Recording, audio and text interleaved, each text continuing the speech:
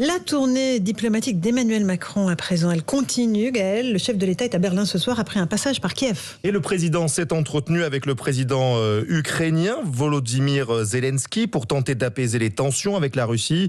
Pour Emmanuel Macron, il est désormais possible de faire avancer les négociations de paix. Il va en discuter avec le chancelier Olaf Scholz ce soir, Jacques Serret. Oui, Emmanuel Macron et Olaf Scholz étaient ces dernières 48 heures chacun de leur côté pleinement mobilisés sur le dossier de la crise ukrainienne.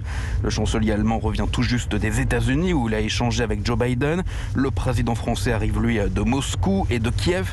Kiev où le président ukrainien Volodymyr Zelensky a plusieurs fois remercié Emmanuel Macron pour son implication et l'a assuré de son sang-froid face à la menace russe.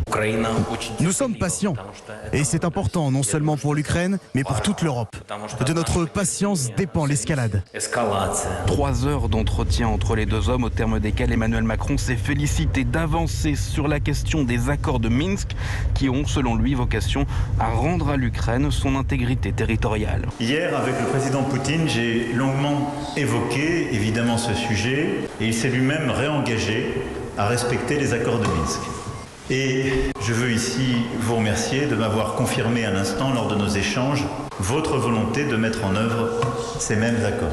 Sur la base de ce double engagement, russe et ukrainien, nous avons désormais la possibilité de faire avancer ces négociations. Une base pour faire avancer les négociations, voilà ce qu'aura obtenu Emmanuel Macron durant ces 2 jours.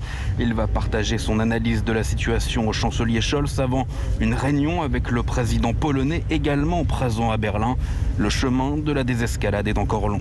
Jacques Serret à Berlin pour Europe 1.